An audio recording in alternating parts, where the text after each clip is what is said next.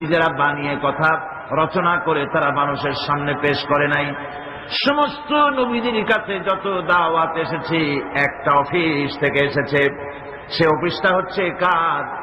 আল্লাহ রাব্বুল আলামিনের। তাই দুনিয়ার সমস্ত পয়গম্বরদের দাওয়াত ছিল লা ইলাহা ইল্লাল্লাহ, লা ইলাহা ইল্লাল্লাহ, লা ইলাহা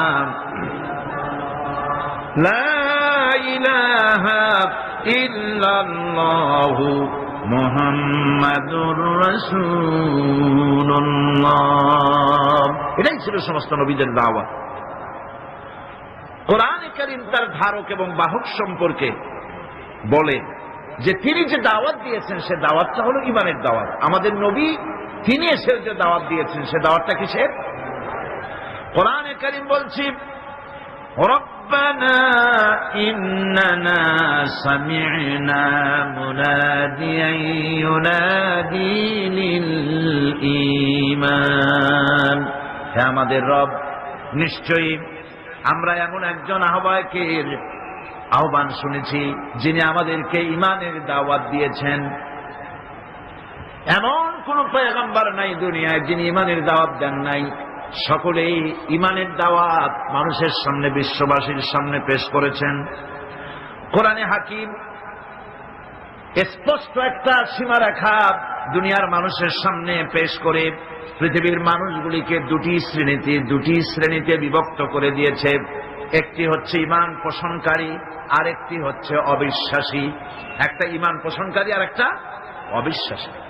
ঈমান পোষণকারীরা সত্যশ্রয়ী, তারা হচ্ছে জ্ঞান এবং নূরের সম্পদে সমৃদ্ধ। আর দ্বিতীয় দলটি হচ্ছে কাফের, জালিম, মূর্খ। তারা হেদায়েতের রাস্তা তাদের জন্য অবরুদ্ধ।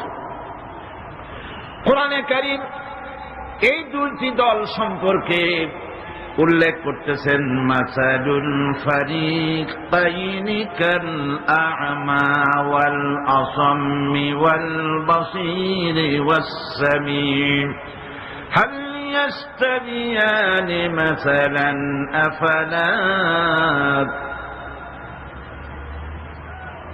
কোরআন শরীফ বলছে হাল يستويان مثلا أفلا تذكرون।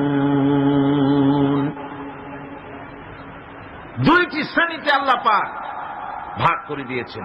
একটা শ্রেণী হচ্ছে অন্ধ, বোবা, বধির। আরেকটি